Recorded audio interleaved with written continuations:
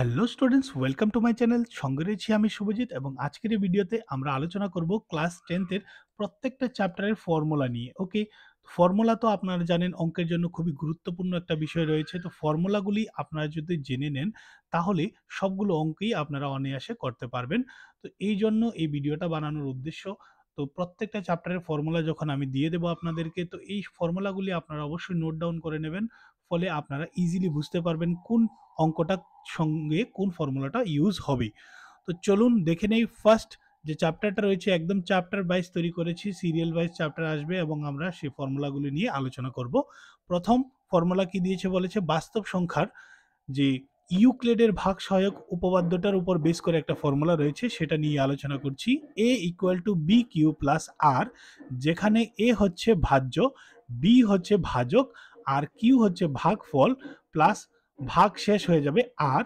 ঠিক আছে, তাছাড়া এখানে বলেছি কি আর অর্থাৎ ভাগ শেষ জিরো থেকে বড় হবে অথবা জিরো হতে পারে, কিন্তু বি থেকে অলওয়েজ ছোট হবে, অর্থাৎ ভাগ শেষ সর্বদাই কি হবে, ভাজক থেকে ছোট হবে। তারপর আমরা আলোচনা করব 2 নম্বর ফর্মুলাটা।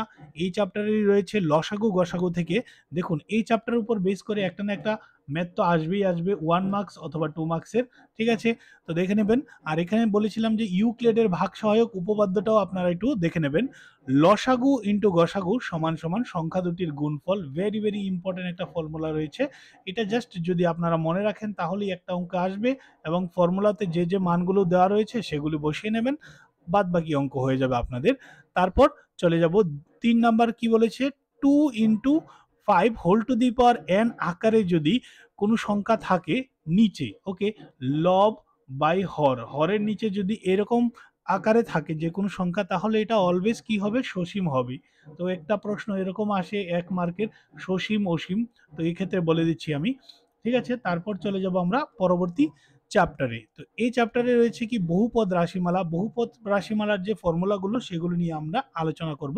প্রথম ফর্মুলা হচ্ছে যদি P x equal to a x square plus B x plus c একটি দ্বিঘাত সমীকরণ হয় এবং এর শূন্যদ্বয় যদি আলফা ও বিটা হয়, তাহলে শূন্যদ্বয়ের যোগফল অর্থাৎ alpha plus beta equal to কি হয়ে যাবে, মাইনাস বি বাই এ, এবং শূন্যদ্বয়ের গুণফল alpha dot beta equal to কি হবে, সি বাই এ। ঠিক আছে, এটা তো হয়ে গেল একটা টাইপ। তারপর দ্বিতীয় টাইপটা হচ্ছে কি, ধরুন আপনাকে শূন্যদ্বয় দুটো দিয়ে দিয়েছে, একটা শূন্য আলফা ও অপর শূন্যটা হচ্ছে কি বিটা। এক্ষেত্রে বলেছে কি আপনাকে রাশিটি নির্ণয় করতে।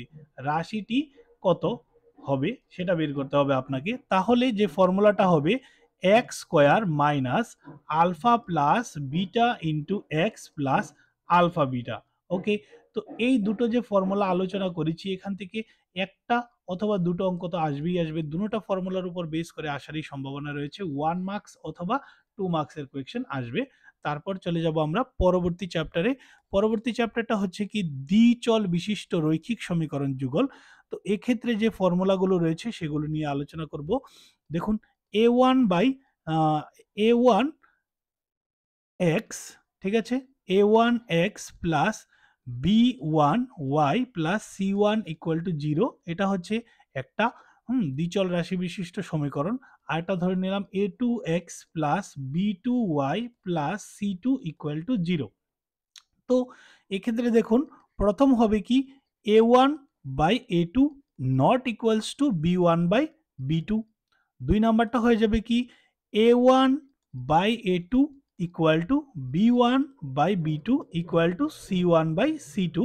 3 নাম্বারটা হয়ে যাবে A one by A two equal to B one by B two not equals to C one by C two. তো দেখুন এক্ষেত্রে কোনটার ক্ষেত্রে কোন কাজটা করতে হবে বা লেখা কি থাকবে, এরকম যদি থাকে তাহলে লিখবে কি একটি মাত্র সমাধান আছে, এটাও লেখা হয়। অথবা কি থাকবে দেখুন অন্যান্য অন্যান্য সমাধান যদি বলে থাকে, তখন আপনারা কি করবেন এই ফর্মুলাটাকে বসাবেন।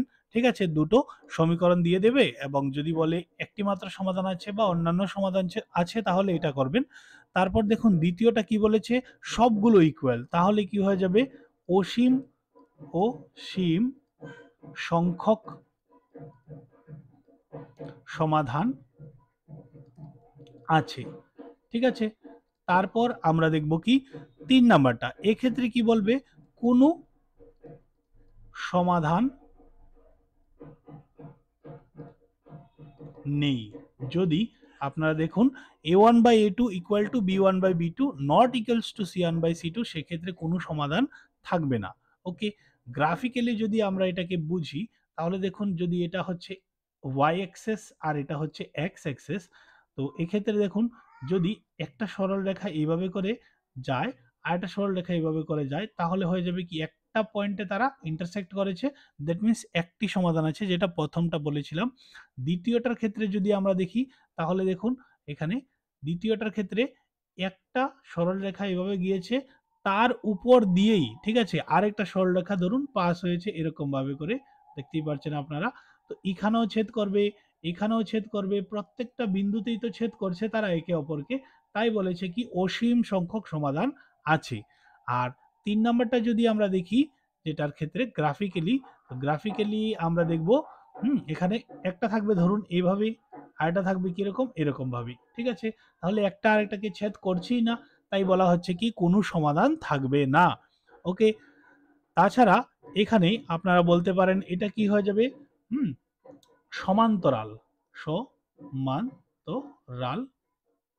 ঠিক আছে। আর এটার আরেকটা নাম হচ্ছে কি সমাপতিত, ঠিক আছে। গ্রাফিক্যালি যে আনসারগুলো আমি আপনাকে দেখাচ্ছি, প্রথম দেখিয়েছি, এখন নামগুলো লিখে নিচ্ছি স্টেপ বাই স্টেপ। আর এটা হচ্ছে কি, হ্যাঁ, পরস্পর পরস্পর ছেদ করে, ঠিক আছে না, প্রথমটা কি করেছিল, একটা এটাকে ছেদ করেছিল, তাই গ্রাফিক্যালি পরস্পর ছেদ করে, আর একটা এটার উপর সমাপতিত ছিল, আর এটা হচ্ছে কি পরস্পর সমান্তরাল। ঠিক আছে, তো এই ফর্মুলাগুলি জেনে নেন যদি আপনারা, তাহলে অবশ্যই এখান থেকে কোয়েশ্চেন তো আসবেই, 2 মার্কসের কোয়েশ্চেন আসবে, 1 মার্কসের কোয়েশ্চেন আসবে, আপনারা অনায়াসে করে আসতে পারবেন। তারপর চলে যাব আমরা আমাদের নেক্সট যে টপিকটা, সেটা হচ্ছে কি দ্বিঘাত সমীকরণ। তো দ্বিঘাত সমীকরণের ক্ষেত্রে আপনারা একটা টপিক ছিল কি নিরূপক, ঠিক আছে, আপনারা হয়তো মনে রয়েছে নিরূপকের যে টপিকটা, সেই টপিকটার ক্ষেত্রে আমরা আলোচনা করব। এখানে দেখুন নিরূপকটা আসলে কি, নিরূপকটা হচ্ছে ডিসক্রিমিনেন্ট, এটাকে আমরা লিখি কি বি স্কোয়ার মাইনাস 4ac, আর এই বি স্কোয়ার মাইনাস 4ac-টা কোনখান থেকে আসবে, A x square plus B x plus C, ঠিক আছে, এই সমীকরণ থেকে আসবে, ঠিক আছে, ইকুয়াল টু 0, এই সমীকরণ থেকে আসবে। তো দেখুন প্রথম যে ফর্মুলাটা, যেটা হচ্ছে b square minus 4ac equal to যদি 0 হয়, দ্বিতীয়টা হচ্ছে কি b square minus 4ac greater than 0 হয়, তারপর b square minus 4ac less than 0 হয়, এবং b square minus 4ac greater than equal to 0। প্রত্যেকটার ক্ষেত্রে আলাদা আলাদা কন্ডিশন হবে, সেই কন্ডিশনগুলো কি কি একবার জেনে নেব। দেখুন এক্ষেত্রে যেহেতু বলেছে b square minus 4ac equal to 0, তাহলে লিখবো কি বীজদ্বয় অথবা শূন্যদ্বয়ও বলতে পারেন, বীজদ্বয় শূন্যদ্বয় কথার অর্থ একই, বীজদ্বয় কি হবে, বাস্তব হবে ও সমান হবে, ঠিক আছে। তারপর দেখুন 2 নাম্বারটা বলেছে কি বি স্কোয়ার মাইনাস 4ac, অর্থাৎ নিরূপক 0 থেকে বড়, তাহলে বীজদ্বয়, যেহেতু 0 থেকে যে কোনো সংখ্যা যদি বড় হয় তাহলে তো বাস্তব তো হবেই, বীজদ্বয় বাস্তব ও কত হবে সেটা নির্দিষ্ট বলেনি, তাই আমরা লিখব কি অসমান, ঠিক আছে। দেখুন ফর্মুলাগুলি যদি আপনারা বুঝে বুঝে পড়ুন তাহলে ইজিলি মনে রাখতে পারবেন, ঠিক আছে, জাস্ট খালি আপনারা যদি রিডিং পড়ে যান তাহলে হবে না, আমি কিন্তু সবগুলো কেন হচ্ছে সেগুলো বলে দিচ্ছি, তো আপনারা এইভাবে যদি একবার মনে রাখেন দীর্ঘদিন অবধি মনে থাকবে, আপনাদের কোনো অসুবিধা হবে না। তারপর 3 নাম্বারটা আমরা দেখব, 3 নাম্বারটা কি দিয়েছে, b square minus 4ac less than 0, মানে ডিসক্রিমিনেন্ট বা নিরূপকের মানটা 0 থেকে ছোট, তো এক্ষেত্রে কি হয়ে যাবে বীজ, ঠিক আছে, বীজ দয় অবাস্তব হবে, অবাস্তব ও কত হবে সেটাও জানি না আমরা, তো অসমান হবে। যেহেতু 0 থেকে যে কোনো নাম্বার যদি ছোট হয় তাহলে তো এটা মাইনাস দিয়ে চলে আসবে, -1 -2, তাহলে এই ধরনের সংখ্যাগুলোকে আমরা কাল্পনিক সংখ্যা বা অবাস্তব সংখ্যা বলে থাকি। আর যদি b square minus 4ac greater than equal to 0 বোঝায়, তাহলে লিখবেন কি বীজ দ্বয় শুধু বাস্তব লিখবেন, এক্ষেত্রে আর কোনো কিছু লেখার প্রয়োজন নয়, বাস্তব। ওকে, আশা করি আপনারা বুঝতে পেরেছেন। তো প্রত্যেকটা ফর্মুলাকে নোট ডাউন করবেন, তারপর চলে যাব আমরা পরবর্তী। দেখুন 5 নাম্বারে চলে এসেছি। 5 নাম্বার ফর্মুলাগুলো কি দেখবো আমরা? সমান্তর প্রগতির ক্ষেত্রে কিছু ফর্মুলা রয়েছে, জানেনই আপনারা। পদগুলো বের করার যে চ্যাপ্টারটা, এটা নিয়ে আলোচনা করব আমরা। তো এখানে প্রথম ফর্মুলাটা হচ্ছে n তম পদের ক্ষেত্রে, মানে n বের করার ফর্মুলাটা যেটা, এটা হচ্ছে কি tn অথবা an ও লেখা যাবে equal to a plus n minus 1 into D. Okay, তো এখানে আমরা ব্যাখ্যা করে দেব কোনটা কি হচ্ছে অ্যাকচুয়ালি। tn অথবা an কে বলবো আমরা n তম পদ। ওকে, আর a হয়ে যাবে এক্ষেত্রে কি প্রথম পদ, তারপর n হচ্ছে পদ সংখ্যা। ওকে, দেন ডি হয়ে যাবে কি সাধারণ অন্তর। ওকে, ক্লিয়ার সবাই? তারপর আমরা চলে যাব পরবর্তী ফর্মুলাতে। পরবর্তী ফর্মুলাটা হচ্ছে কি আমাদের S N. S N, S N কথার অর্থ হলো এনটি পদের যোগফল। ঠিক আছে, তো আমরা এটাকে লিখে নেব এভাবেই, এনটি পদের যোগ ফল হয়ে যাবে কি S N equal to N by two into two A plus N minus one into D. Okay, তো এক্ষেত্রেও যে যে ব্যাখ্যাগুলো আগে দিয়েছিলাম সেগুলোই হবে। এন হবে পদ সংখ্যা, এ হচ্ছে প্রথম পদ, এন যেগুলো বলেছিলাম আগে থেকেই সেগুলোই, ডি হচ্ছে সাধারণ অন্তর। তাছাড়া দেখুন আপনারা আরেকটা গুরুত্বপূর্ণ বিষয় হচ্ছে কি, যদি শেষ দিক থেকে, ধরুন শেষ দিক থেকে যদি আমরা দেখি প্রথম পদটা, ঠিক আছে, শেষ দিক থেকে যদি আমরা পদ বের করতে চাই, শেষ দিক থেকে পঞ্চম পদ, ষষ্ঠম পদ এইভাবে যদি হয়, তাহলে টিএন অথবা এএনই হবে। জাস্ট এখানে ফর্মুলাটা সেমই হবে। এখানে কি লিখবেন?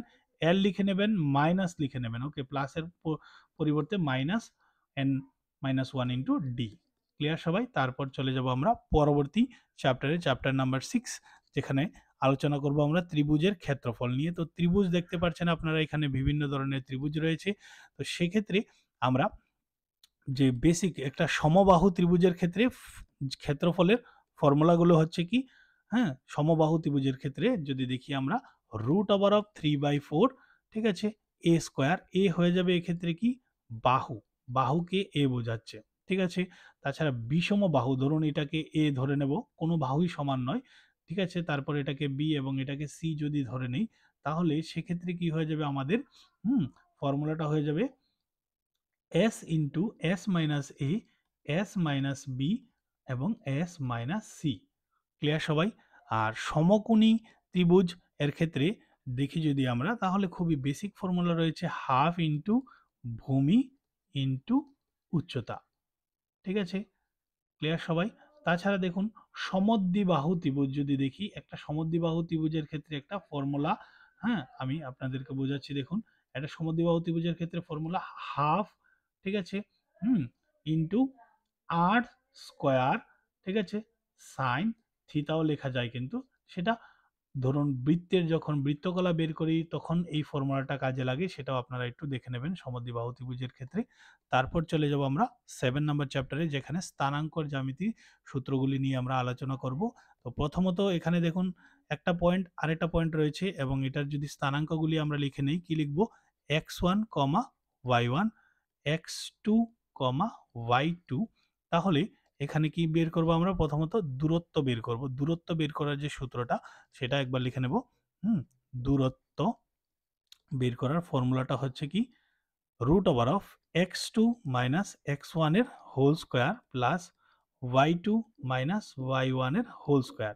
ঠিক আছে, পাশে এককটা লিখে দেবেন। তারপর দেখুন এখানে আমরা কি করব, যদি দুটো বিন্দু রয়েছে দেখুন এভাবে, আর এখানে মধ্যবিন্দুর স্থানাঙ্ক বলেছে, তাহলে দেখবেন মধ্য বিন্দুর স্থানাঙ্ক বের করার ফর্মুলাটা কি হয়ে যাবে? খুব সহজ, x1 plus x2 divided by 2, y1 plus y2 divided by 2 হয়ে যাবে মধ্যবিন্দু বের করার সূত্র।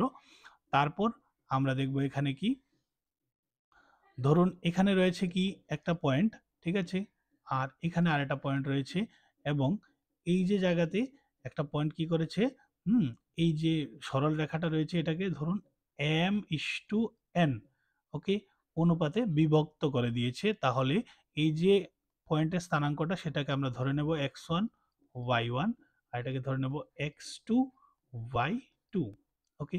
তো এই পয়েন্টটা স্থানাঙ্ক কত সেটা বের করতে হবে আমাদের। ধরে নিই এটা পি বিন্দু, তাহলে পি বিন্দুর স্থানাঙ্ক, ঠিক আছে, স্থানাঙ্কের যে ফর্মুলাটা হবে, কি হবে ফর্মুলাটা?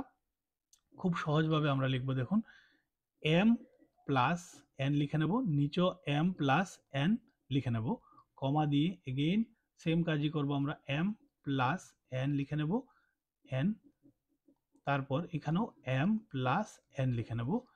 এখন দেখুন সামনে কি লিখবেন, x2 x1, আর এখানে y2 y1 লিখে দেবেন, ওকে। ক্লিয়ার সবাই? তাহলে কি হবে, এই পয়েন্টের স্থানাঙ্কটা বেরিয়ে আসবে। তারপর আমরা দেখব কি, ত্রিভুজের যে ফর্মুলাগুলো রয়েছে সেগুলো নিয়ে। তো এখানে আমি জায়গা রাখিনি তাই এখানে স্পেস নেই, তো এখানেই করতে হবে আমাদের। ত্রিভুজের ক্ষেত্রে দেখুন, ত্রিভুজের ক্ষেত্রে ধরে নিই এটা একটা ত্রিভুজ। তো ত্রিভুজের কয়টা শীর্ষ রয়েছে? 3টা শীর্ষ দেখতে পাচ্ছেন ত্রিভুজের ক্ষেত্রে।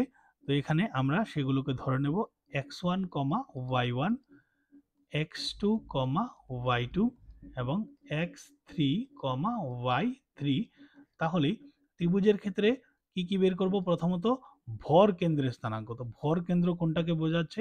এই জায়গাটাকে দেখতে পাচ্ছেন এখানে ম্যাচ করানোর পরে যে এই যে স্থানাঙ্কটা পেয়েছি এটা হচ্ছে ভর কেন্দ্রের স্থানাঙ্ক। এর যে সূত্রটা সেটা হবে কি, খুবই সহজ, দেখুন, x1 plus x2 plus x3 divided by 3, y1 plus y2 plus y3 divided by 3 হয়ে যাবে, ওকে। এইভাবে কি হবে, আমাদের এখানে ভর কেন্দ্রের স্থানাঙ্কটা বেরিয়ে এসেছে। এখন আমরা বের করব ত্রিভুজের ক্ষেত্রফল, বের করার সূত্রটা লিখব। ত্রিভুজের এখানে লিখে দিচ্ছি আমি, ত্রিভুজের ক্ষেত্রফল, ওকে। ত্রিভুজের ক্ষেত্রফল বের করার ফর্মুলা হচ্ছে হাফ ইন্টু, ঠিক আছে, কিভাবে লিখবেন দেখুন, একদম সহজভাবে শিখিয়ে দেবো আপনাদেরকে। হাফ ইন্টু লিখবেন x1 লিখে দেবেন, তারপর ব্র্যাকেট, প্লাস x2 লিখবেন ব্র্যাকেট, তারপর x3 লিখবেন ব্র্যাকেট দিয়ে দেবেন। আর যেহেতু ক্ষেত্রফল বের করছি তাই বর্গ একক তো হবেই হবে। আর এখানে কি লিখবেন, y2 মাইনাস y3, y3 এর পর কি আসবে, y4 তো নেই তাই y1 ই আসবে, আবার y1 মাইনাস y2, ওকে, দেখতে পাচ্ছেন। তো এইভাবে কি বেরিয়ে এসেছে, আমাদের ত্রিভুজের ক্ষেত্রফল বের করার ফর্মুলাও পেয়ে গেছি আমরা। এখন লাস্ট একটা ফর্মুলা রয়েছে যেটার জন্য আমাদের কি করতে হবে, সমরেখ হওয়ার যে ফর্মুলাটা রয়েছে, সমরেখ হওয়ার শর্ত। সমরেখ কথার অর্থ হচ্ছে কি, ধরুন 3টি রেখা রয়েছে, এখানে যদি আপনাদেরকে বুঝিয়ে দিই আমি, হ্যাঁ, x3, y3, x1, y1, x2, x2, y2, x3, y3, এরকম ভাবে 3টা পয়েন্ট যদি একটা রেখায় থাকে তাহলে সেক্ষেত্রে একটা শর্ত রয়েছে। শর্তটা কি হবে, x1 ব্র্যাকেট লিখে নেবেন, প্লাস x2 ব্র্যাকেট লিখে নেবেন, plus x3 bracket equal to 0। আর এখানে কি লিখবেন, y2 মাইনাস y3, ঠিক আছে, এখানে স্পেসটা আসছে না ভালো করে, ঠিক আছে, y2 মাইনাস y3, তারপর y3 মাইনাস y1, আর y1 মাইনাস y2, ওকে। তারপর চলে যাব আমরা পরবর্তী ফর্মুলাগুলোতে, এখানে সবগুলোই লেখা রয়েছে, আশা করি আপনারা বুঝতে পেরেছেন। তারপর পরবর্তীতে চলে যাব আমরা, এখন দেখব আমরা 8 নাম্বার যে আমরা সিলেক্ট করেছি, ত্রিকোণমিতির পরিচয়, ওকে।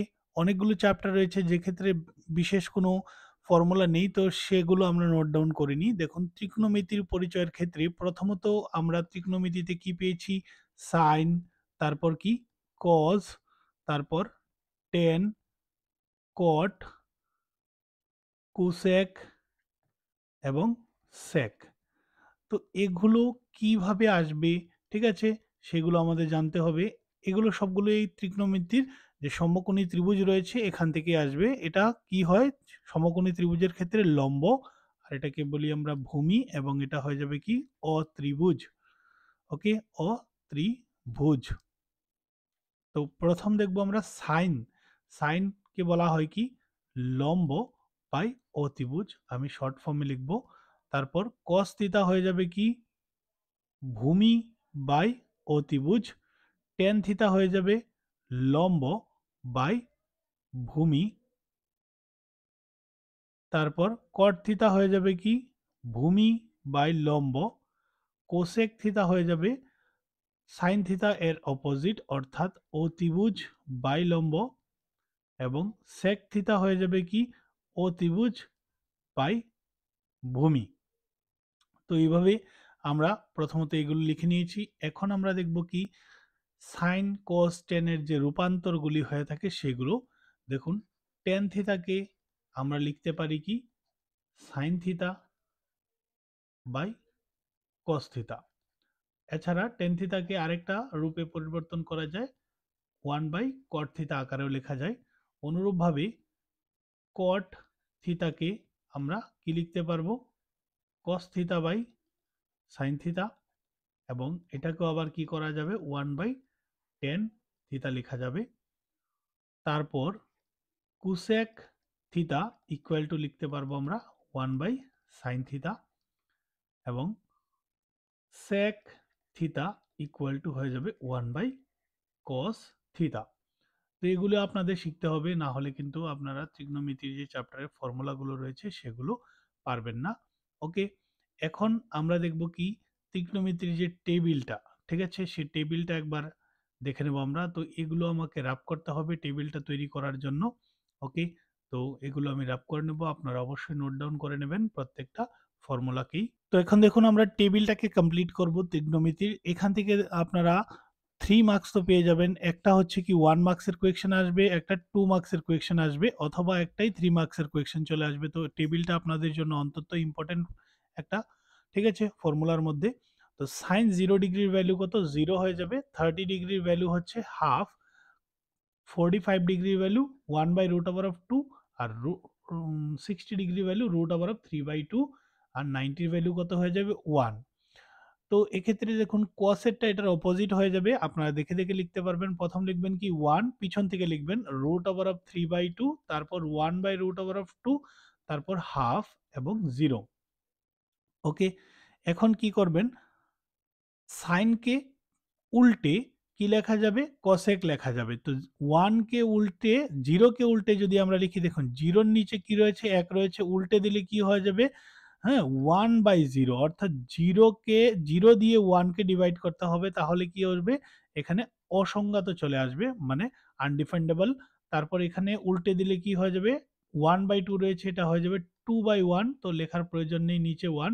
এটা উল্টে দিলে রুট ওভার অফ 2 হয়ে যাবে, এবং এটাকে উল্টে দিলে 2 বাই রুট ওভার অফ 3, আর 1 কে উল্টে দিলে তো 1ই হবে। sec থিটা কিন্তু আবার এটার পিছন থেকে লিখলেই হবে। তো প্রথম লিখবেন আপনারা 1, তারপর কি হয়ে যাবে root over of 2 by root over of 3, তারপর রুট ওভার অফ 2, তারপর 2, তারপর অসংজ্ঞাত হয়ে যাবে। এখন দেখুন এখানে দেখতে পাচ্ছেন আপনারা সাইন থেকে কি করেছি আমি, হ্যাঁ, চারটা কিন্তু ফিল আপ করে নিয়েছি। জাস্ট আপনারা সাইন যে মানগুলো রয়েছে প্রত্যেকটা মান জানতে হবে। তারপর কসও বের করে নিয়েছি, সেকও বের করে নিয়েছি, কোসেকও বের করে নিয়েছি। এখন আমরা কি করব টেন এটার জন্য আরেক রকম ফর্মুলা হবে, ঠিক আছে, এটা আলাদা রিলেটেড নয় কোনোটার সাথেই। টেন 0 ডিগ্রি ভ্যালু হয়ে যাবে 0, 30 ডিগ্রির ভ্যালু হয়ে যাবে 1 আপন রুট ওভার অফ 3, সাইন 45 এর ভ্যালু হয়ে যাবে কি 1, 60 এর ভ্যালু হয়ে যাবে রুট ওভার অফ 3, তারপর হয়ে যাবে অসংজ্ঞাত। ওকে, তো এখন কট আবার কি হয়ে যাবে 10 এর উল্টো বা পিছন থেকে লিখবেন আপনারা অসংজ্ঞাত, তারপর কি লিখবেন রুট ওভার অফ 3, তারপর লিখবেন 1, তারপর 1 বাই রুট ওভার অফ 3, এরপর লিখবেন 0। এইভাবে আমাদের ত্রিকোণমিতি টেবিলটা কমপ্লিট হয়েছে। তারপর দেখব এখানে ত্রিকোণমিতির কয়েকটি প্রয়োগ, ঠিক আছে, প্রয়োগের ক্ষেত্রে এখানে অবেদাবলীর যে ফর্মুলাগুলো রয়েছে সেগুলো খুবই গুরুত্বপূর্ণ রয়েছে। বেশি নয়, জাস্ট 3টি ফর্মুলাই রয়েছে। কি রয়েছে sine square theta plus cos square theta equal to কত লিখবেন 1, তারপর sec square theta equal to 1 plus tan square theta, এটা হয়ে যাবে 2 নাম্বার। তারপর 3 নাম্বারটা হয়ে যাবে কি cosec square theta equal to 1 plus cot square theta. তো অনেকের মনে প্রশ্ন আসে যে এই ফর্মুলাগুলোই আমরা কোন সময় বসাবো এবং অঙ্কের ক্ষেত্রে কোন সময় বুঝবো যে এই ফর্মুলাগুলি এখন বসবে। দেখুন যখনই কি আসবে, স্কোয়ারের টার্ম আসবে, ঠিক আছে? দেখুন এখানে সাইন স্কোয়ার রয়েছে, কস স্কোয়ার রয়েছে, স্কোয়ার দিয়ে যখন আসবে তখন আপনারা এই ৩টি ফর্মুলার কথা মনে করবেন অভেদাবলীর এবং এগুলোকে বুঝে বসাবেন, ঠিক আছে? তারপর দেখুন ত্রিকোণমিতির অভেদাবলীর পরে কি আসবে? পূরক কোণের যে অনুপাতগুলো রয়েছে, পূরক কোণের যে মানগুলো সেগুলো নিয়ে এখন দেখব। ত্রিকোণমিতিরই পার্ট রয়েছে, তো সেটা কিভাবে হবে দেখুন। সাইন, ওকে, 90 ডিগ্রি মাইনাস থিতা, ঠিক আছে, সমান সমান কি লিখতে পারবেন আপনারা? কস থিতা। অনুরূপভাবে কস 90 degree minus theta equal to হয়ে যাবে কি? Sine theta. ক্লিয়ার সবাই? তারপর লিখবো আমরা ten 90 degree minus theta equal to লিখে নেব আমরা কট থিতা, এবং কট 90 ডিগ্রি মাইনাস, ঠিক আছে, এখানে 90 degree minus theta equal to হয়ে যাবে টেন থিতা। আবার অনুরূপভাবে সেক 90 degree minus theta equal to লিখতে পারবেন আপনারা cosec theta. Cosec 90 degree minus theta equal to লিখে নেবেন সেক থিতা। ওকে, তো এইভাবে ত্রিকোণমিতির যে ফর্মুলাগুলো রয়েছে সবগুলো ফর্মুলাই আমি বিস্তারিত আপনাদের দেখালাম। তারপর চলে যাব পরবর্তী টপিকটাতে, যেটা হচ্ছে বৃত্ত। বৃত্তের ক্ষেত্রে সেরকম কোনো ফর্মুলা নেই, ঠিক আছে? জাস্ট বৃত্তের যে প্রথম একটা চ্যাপ্টার হচ্ছে শুধু বৃত্ত, সেটার ক্ষেত্রে আমি বলছি। তো এই ক্ষেত্রে আপনাদের কিছু ধর্ম সম্পর্কে জানতে হবে, উপপাদ্য সম্পর্কে জানতে হবে। বৃত্তের প্রথমত হচ্ছে কি? উপপাদ্য জানতে হবে আপনাকে। ২ নাম্বার হচ্ছে কি? বৃত্তের ধর্ম সম্পর্কে জানতে হবে, ঠিক আছে? বৃত্তের বৈশিষ্ট্য সম্পর্কে আপনাকে জানতে হবে, ঠিক আছে? অ্যাকচুয়ালি বৃত্ত কি হয়? তো এখানে আমি দুটো বৃত্ত এঁকেছি যাতে করে আপনাদের একটা শর্ট নোট দিতে পারি যে বৃত্তের স্পর্শকের ক্ষেত্রে যে টার্মগুলো রয়েছে। দেখুন একটা বৃত্তের হুম দুটি বৃত্ত কি করেছে? পরস্পরকে বহিঃস্পর্শ করেছে। এক্ষেত্রে আপনারা দেখুন এখানে আমরা কি করতে পারি? স্পর্শক অঙ্কন করতে পারি। স্পর্শক কিভাবে অঙ্কন করব? এইভাবে করে টাচ করে যাবে। তো দুটি বৃত্ত যদি বহিঃস্পর্শ করে একে অপরকে, তাহলে সর্বমোট সাধারণ স্পর্শকের সংখ্যা কতটা হবে? দুটো তো দেখতেই পেরেছেন, এঁকে নিয়েছি, এবং আরেকটা হয়ে যাবে এইভাবে করে, ঠিক আছে? সর্বমোট ৩টে। তো এরকম বহিঃস্পর্শ অন্তঃস্পর্শ করলে কতটা করে হবে? তো এই ধরনের কিছু প্রশ্ন আসার সম্ভাবনা রয়েছে বৃত্ত থেকে। তো এগুলো আপনারা দেখবেন, ঠিক আছে? এখানে সেরকম কোনো ফর্মুলা নেই। দেখুন একটা অন্তঃস্পর্শ করলে কিরকম হবে? এইভাবে যদি দুটো বৃত্ত থাকে এবং এভাবে একটা সাধারণ স্পর্শক থাকবে কটা? একটা। আর এখানে কতটা দেখতে পাচ্ছেন আপনারা? ৩টে। ওকে? তো এটাই ছিল আরকি। তো বৃত্ত থেকে সেরকম কোনো ফর্মুলা নেই। বৃত্তের ক্ষেত্রফল সম্পর্কিত এখানে রয়েছে অনেকগুলো ফর্মুলাই। তো দেখুন পরের চলে এসেছি আমরা বৃত্ত সম্পর্কিত ক্ষেত্রফল। তো এখানে আমরা প্রথমত দেখব এটা একটা বৃত্ত রয়েছে এবং এটার বৃত্তের কি এই পোরশনটাকে বলি আমরা ব্যাসার্ধ, রেডিয়াস। ওকে? তো প্রথমে দেখব কি? বৃত্তের ক্ষেত্রফল। বৃত্তের ক্ষেত্রফল সম্পর্কে আলোচনা করব, যেটা খুবই বেসিক রয়েছে। পাই আর স্কয়ার বর্গ একক। ওকে? তারপর দেখব আমরা কি? বৃত্তের পরিধি। পরিধি। তো বৃত্তের পরিধির ফর্মুলা কি হয়ে যাবে? 2 পাই আর স্কয়ার হবে না, জাস্ট পাই আর, আর একক হয়ে যাবে, এখানে বর্গ একক হবে না। তারপর দেখুন এটা হচ্ছে বৃত্তের ক্ষেত্রে, ঠিক আছে? এখন আমরা যদি দেখে নেই একটা বৃত্ত কলার ক্ষেত্রে, তাহলে কিন্তু অন্যরকম বিষয়টা হয়ে যাবে। ধরুন এভাবে বৃত্তের একটা অংশকে নিয়ে নিলাম, হ্যাঁ? আর এখানে কি করেছে? থিতা কোণ উৎপন্ন করেছে, আর এগুলো ব্যাসার্ধ হচ্ছে আর। তো সেক্ষেত্রে আমরা কি করব? বৃত্তকলা কোন পোর্শনটা আপনারা বুঝতে পারছেন, এই পোর্শনটা সম্পূর্ণটা। হুম তো প্রথমত আমরা লিখব বৃত্তকলার, বৃত্তকলার ক্ষেত্রফল, ঠিক আছে? তো এগুলো কিন্তু অনেক সময় ডাইরেক্টলি আপনাদের ফর্মুলাটাই জিজ্ঞেস করে নেয়, বৃত্তকলার ক্ষেত্রফলের সূত্রটা কি? তো আপনারা লিখতে পারবেন, কি লিখবেন? Pi R square theta divided by 360। 360 degree. Okay, আর যেহেতু ক্ষেত্রফল বের করছি তাই কি লিখবেন, বর্গ একক।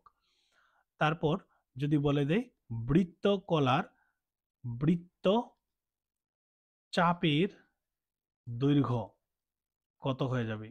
তো বৃত্ত চাপটা কোন জায়গাটা দেখুন একবার, এই যে দেখতে পাচ্ছেন পোর্শনটা এখানে, এটা হচ্ছে বৃত্তকলার বৃত্তচাপের দৈর্ঘ্য। তো এই দৈর্ঘ্যটা বের করার ফর্মুলাটা কি হয়ে যাবে, pi R theta divided by কি হয়ে যাবে, 180 ডিগ্রি। তো এটা কি অন্যরকম ভাবেও লেখা যায়, কি লেখা যাবে এটাকে, লিখতে পারবেন থিতা বাই 360 ডিগ্রি ইন্টু 2 পাই আর। ওকে, তো এই এই যে বিষয়টা আমি লিখেছি এটা শর্ট কোয়েশ্চন আসতে পারে, এরকম ভাবে আসতে পারে, এরকম ভাবে আসতে পারে, আপনারা বুঝে উত্তরটা করে আসবেন। দেখুন আরেকটা বৃত্তকলার ক্ষেত্রফল বের করার ফর্মুলা হচ্ছে, বৃত্তচাপকে আমরা এল দ্বারা প্রকাশ করি, তাহলে বৃত্তকলার ক্ষেত্রফল বের করার আরেকটা ফর্মুলা হচ্ছে কি, হাফ আর এল। ওকে, হাফ তো বুঝছেন, আর হচ্ছে কি ব্যাসার্ধ এবং এল হচ্ছে কি বৃত্তচাপের দৈর্ঘ্য। তো বৃত্তচাপের দৈর্ঘ্যটা যদি আমরা জানি তাহলে এই ফর্মুলা দিয়েও বৃত্তকলার ক্ষেত্রফল আমরা বের করতে পারি। ওকে, তাছাড়া কিছু রয়েছে উপবৃত্তাংশের এবং অধিবৃত্তাংশের ক্ষেত্রফল। ঠিক আছে, এগুলি আপনারা দেখে নেবেন। উপবৃত্তাংশের অধিবৃত্তাংশের সেগুলো এরকম আসেনি। হুম, তো যদি আমরা লিখে নেই উপবৃত্তাংশেরটাও লিখে নেব, ঠিক আছে, এটাকেও বাদ দেব না, লিখে নেব একদম। হুম, তাহলে এখানে আমি লিখে নিচ্ছি, প্রথমে লিখব উপবৃত্তাংশের ক্ষেত্রফল। ওকে, তো দেখুন আমি এখানে কোনো সেরকম টার্গেট ধরে বসিনি যে খাতা কলম নিয়ে বসেছি এবং দেখে দেখে লিখছি, এরকম নয়। আমার প্রত্যেকটা চ্যাপ্টারের দেখে যা যা মনে আসছে সেই ফর্মুলাগুলি লিখছি। যদি কোনোটা বাদ যে গিয়ে থাকে অবশ্যই আমাকে জানাবেন, আমি সেটা হুম, করার চেষ্টা করব। তো উপবৃত্তাংশের ক্ষেত্রফলের ফর্মুলাটা কি হয়ে যাবে, ফর্মুলাটা হয়ে যাবে pi R square theta divided by 360 degree, ঠিক আছে, মাইনাস হয়ে যাবে কি, আর এখানে হয়ে যাবে R square sine theta by 2 dot cos theta by 2। Okay, এটা যদি আপনারা করেন তাহলে কি বেরিয়ে আসবে, উপবৃত্তাংশের ক্ষেত্রফল। ঠিক আছে, তারপর অধিবৃত্তাংশের ক্ষেত্রফল কিভাবে বের করবেন, অধি অধিবৃত্তাংশের ক্ষেত্রফল। ঠিক আছে, অধিবৃত্তাংশের ক্ষেত্রফল খুবই সহজ। আপনারা কি করবেন, বৃত্তের ক্ষেত্রফল যেটা রয়েছে পাই আর স্কোয়ার থেকে মাইনাস করে দেবেন উপবৃত্তাংশের ক্ষেত্রফল। তো উপবৃত্তাংশটাকে আমি জাস্ট ইউ আকারে ধরে নিলাম কারণ এখানে স্পেসটা কম রয়েছে, আপনারা বুঝে নেবেন। পাই আর স্কোয়ার মাইনাস ইউ অর্থাৎ উপবৃত্তাংশের ক্ষেত্রফল, জাস্ট এমনি ডিনোমিনেট করেছি নামটা ইউ দিয়ে। আচ্ছা, এবার দেখুন উপবৃত্তাংশ আর অধিবৃত্তাংশ কোন পোর্শনটাকে বোঝাচ্ছে সেটা একবার একবার আমরা দেখে নেই। দেখুন, যদি আমরা এখানে একটা সরল রেখা অঙ্কন করি এইভাবে করে, এগুলোকে আমি রাফ করে দিচ্ছি। হুম, তো এইভাবে করে যদি আমরা একটা সরল রেখা ড্র করে নিই, তাহলে এখানে দেখতে পাচ্ছেন কম জায়গা রয়েছে আর এই উপরের দিকে একটু বেশি জায়গা রয়েছে, যে ছোট জায়গাটাকে আমরা বলবো উপবৃত্তাংশ এবং বড় জায়গাটাকে বলবো কি অধিবৃত্তাংশের ক্ষেত্রফল। ওকে, এখন দেখবো আমরা আয়তক্ষেত্র পৃষ্ঠতলের ক্ষেত্রফল ও আয়তন নিয়ে, এবং এখানে প্রথমত আমরা আয়তক্ষেত্র বর্গক্ষেত্র দেখতে পাচ্ছেন 2D যে ফিগারগুলো রয়েছে সেগুলোর ক্ষেত্রফল পরিধি পরিসীমা যাই রয়েছে সবগুলো নিয়ে আলোচনা করব আমরা। তো প্রথমে রয়েছে কি, আয়তক্ষেত্র। ঠিক আছে, তো আয়তক্ষেত্রের ক্ষেত্রে আমরা কি করব, ক্ষেত্রফল বের করব। তো এটা হয়ে যাবে আমাদের দৈর্ঘ্য আর এটা হচ্ছে প্রস্থ। ওকে, তো ফর্মুলা হয়ে যাবে, ক্ষেত্রফলের ফর্মুলা হচ্ছে দৈর্ঘ্য ইন্টু প্রস্থ বর্গ একক। ঠিক আছে, আর পরিসীমা, পরিসীমা কিভাবে বের করবেন, 2 ইন্টু দৈর্ঘ্য প্লাস প্রস্থ একক। ঠিক আছে, অনুরূপভাবে এখানে আমরা পেয়েছি বর্গক্ষেত্র। তো বর্গক্ষেত্রের প্রত্যেকটা বাহুই সমান হয় আপনারা জানেন, তো আমরা ধরে নেই এ এ এ, তাহলে বর্গক্ষেত্রের ক্ষেত্রফলের ফর্মুলাটা কি হয়ে যাবে, এ স্কোয়ার, অর্থাৎ বাহু ইন্টু বাহু। ঠিক আছে, তো এ ইন্টু এ কত হয়েছে, এ স্কোয়ার বর্গ একক। তারপর দেখব আমরা পরিসীমা।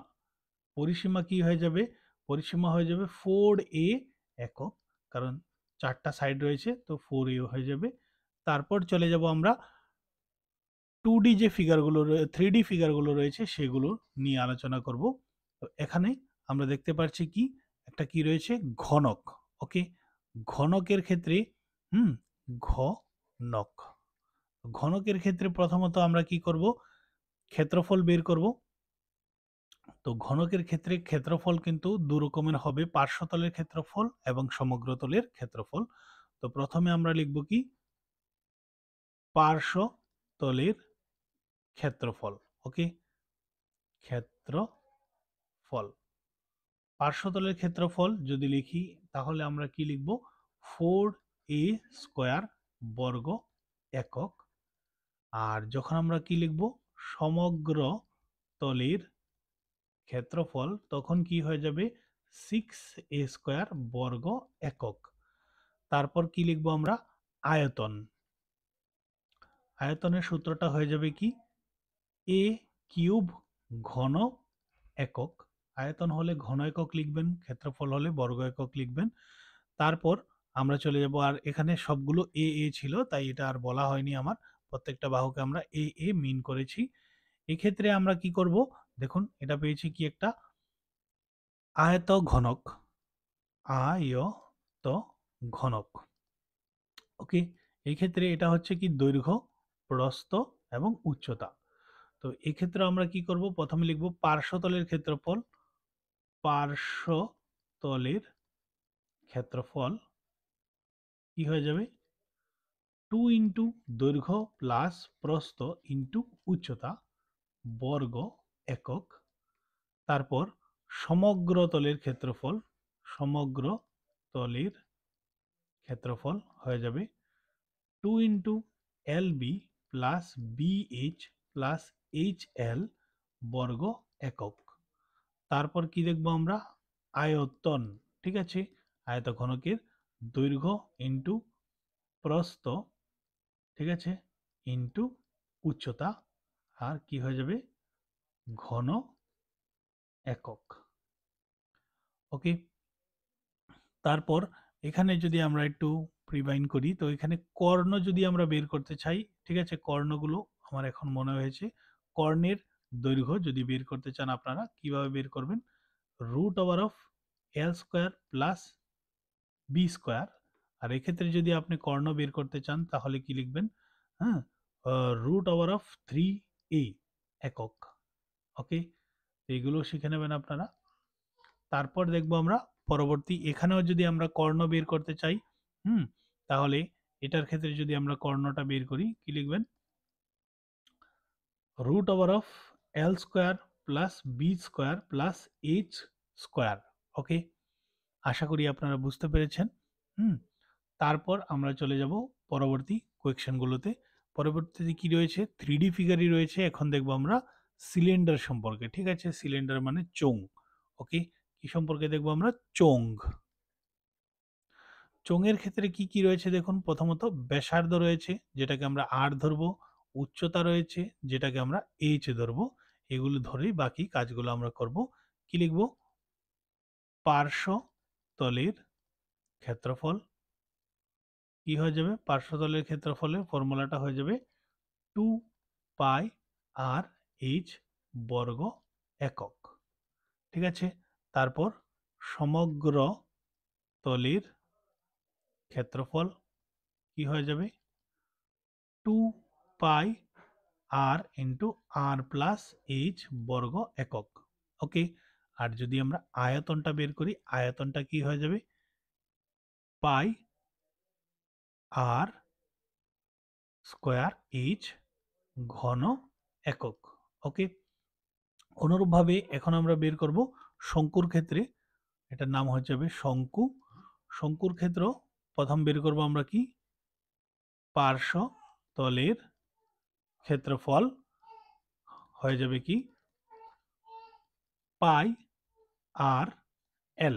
ওকে, তো এখানে দেখতে পাচ্ছেন আপনারা ব্যাসার্ধটা হচ্ছে আর, আর এইভাবে যে রয়েছে এটা হচ্ছে কি তির্যক উচ্চতা, যেটাকে আমরা এল ধরছি, আর এখানে তো রয়েছে মেন উচ্চতাটা যেটাকে আমরা এইচ ধরবো। ওকে, তো পার্শ্বতলের ক্ষেত্রফলের ফর্মুলা হচ্ছে পাই আর এল বর্গ একক।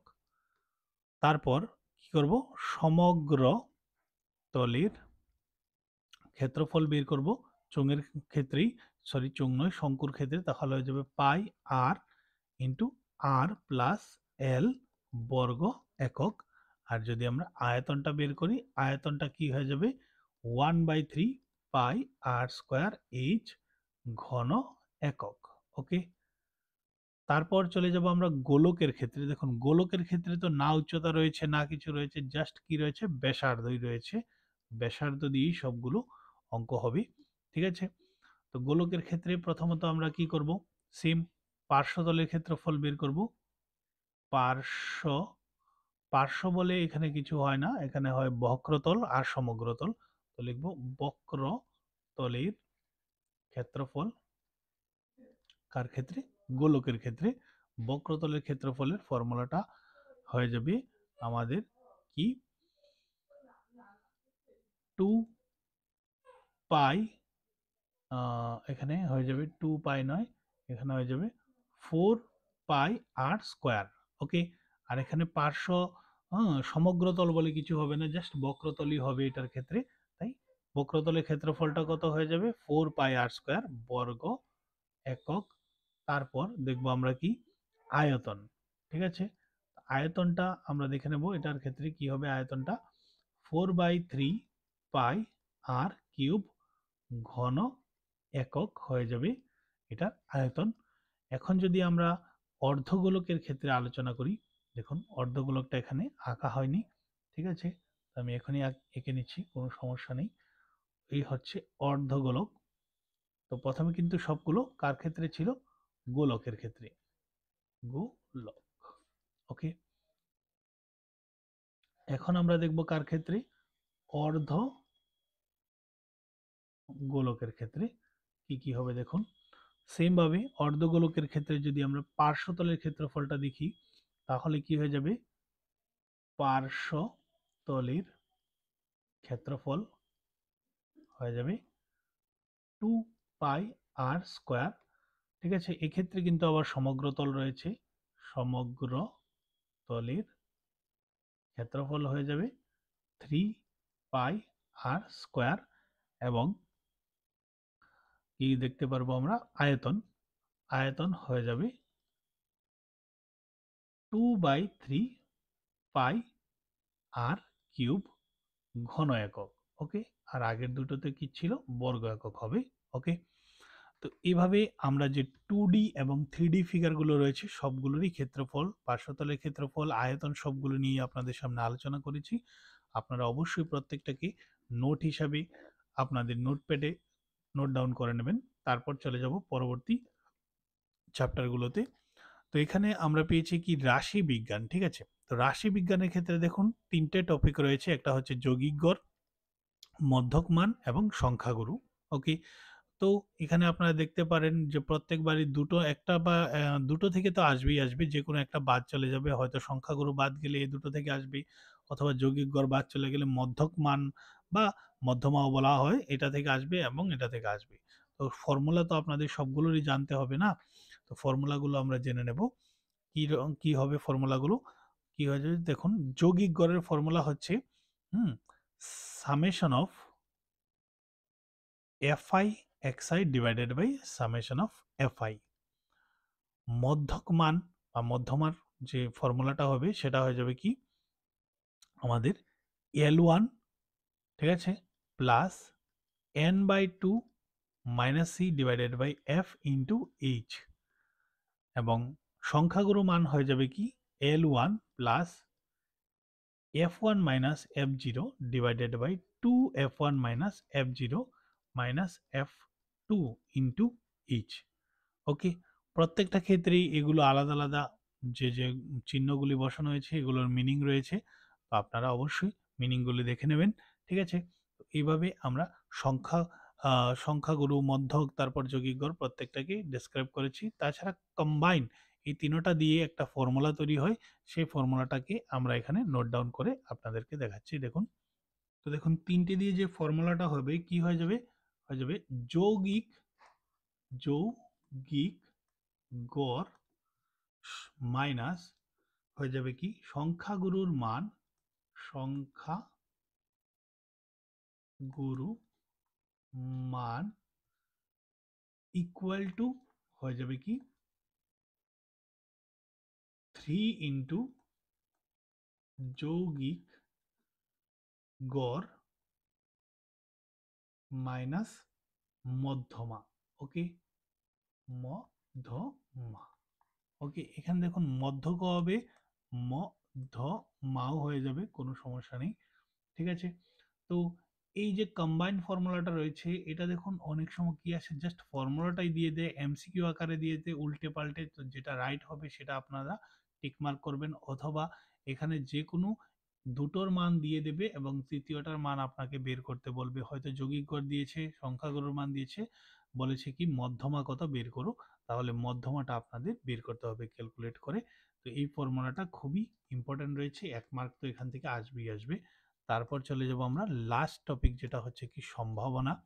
সম্ভাবনা থেকে যে ফর্মুলাগুলো হবে সেগুলো দেখুন। সম্ভাবনা কিভাবে আমরা বের করব? ই একটা ঘটনা আমরা ধরে নেই, ই একটা ইভেন্ট। ই ঘটনার পক্ষে ফলাফল সংখ্যা, যে ঘটনাটা বলবে সেটার পক্ষে যা যা ফলাফল আসবে সেগুলোকে উপরে লিখবেন, আর টোটালি মোট ফলাফলগুলো যা থাকবে সেগুলো নিচে লিখে নেবেন। তাহলে আপনাদের সম্পূর্ণটা কমপ্লিট হয়ে যাবে।